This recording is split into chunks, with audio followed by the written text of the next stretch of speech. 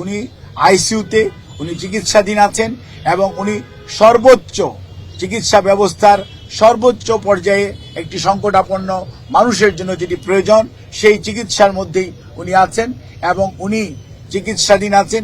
এটি নিয়ে কোনো অবস্থাতেই কোনো গুজবে কান না দেওয়ার জন্য আমি আপনাদের মাধ্যমে সকলের প্রতি বিনীত অনুরোধ জানাচ্ছি। এই অনেক সোশ্যাল মিডিয়াতে বিভিন্ন ধরনের কথা বলেন, কিন্তু আমরা আপনাদের মাধ্যমে বিনীতভাবে অনুরোধ করতে চাই, উনার মতো এমন একজন নেত্রীর প্রতি মানুষের স্বাস্থ্য ব্যবস্থার স্বাস্থ্য সম্পর্কে জানার আগ্রহ মানুষের থাকাটাই স্বাভাবিক, কিন্তু কোনো অবস্থাতেই আমরা যাতে আমাদের আবেগ বা অনুভূতি প্রকাশ করতে যে অতিরিক্ত প্রকাশ না করে মানুষের মধ্যে বিভ্রান্তি সৃষ্টি না করি সে লক্ষ্যে আমরা বলতে চাই উনি আইসিইউতে উনি চিকিৎসাধীন আছেন এবং উনি সর্বোচ্চ চিকিৎসা ব্যবস্থার সর্বোচ্চ পর্যায়ে একটি সংকটাপন্ন মানুষের জন্য যেটি প্রয়োজন সেই চিকিৎসার মধ্যেই উনি আছেন। হার্টের যত্নে বিশ্বসেরা ক্যানোলা তেল এখন বাংলাদেশে এবং উনি চিকিৎসাধীন আছেন।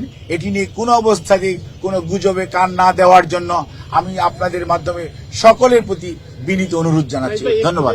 আজকে আমি আপনাদের সামনে যেহেতু কথা বলার জন্য এসেছি, মনে রাখবেন যেহেতু দেশের মানুষের উৎকণ্ঠা আছে, দেশের মানুষের তার প্রতি শ্রদ্ধাবোধ আছে, ভালোবাসা আছে এবং সত্যিকার অর্থে দেশের মানুষ দেশনেত্রী বেগম খালেদা জিয়ার স্বাস্থ্য সম্পর্কে সর্বশেষ অবস্থা জানতে চায়, সেই জন্যই আমরা এসেছি। কিন্তু মনে রাখতে হবে উনি একজন সবার শেষে উনি একজন রুগী, ওনার নিজস্ব কিছু এথিক্যাল রাইটসের প্রিভিলেজ আছে। ইচ্ছা করলেই আমি চিকিৎসক হিসাবে সকল কিছুই আপনাদের কাছে আমি প্রকাশ্যে বলে দেওয়া এটি মেডিকেল সায়েন্সে কোনো অবস্থাতেই পারমিট করে না। তো আপনাদেরকে আশ্বস্ত করতে চাই, ওনাকে যে চিকিৎসা দেওয়া হচ্ছে সেই চিকিৎসা উনি আগের মতোই আমাদের মেডিকেল সায়েন্সের ভাষায় যদি বলি she can continue or maintaining her treatment এবং ডাক্তাররা যে চিকিৎসা দিচ্ছে সেটি উনি গ্রহণ করতে পারছেন এবং সেটি উনি নিয়ে সত্যিকার অর্থে রেসপন্স করছেন।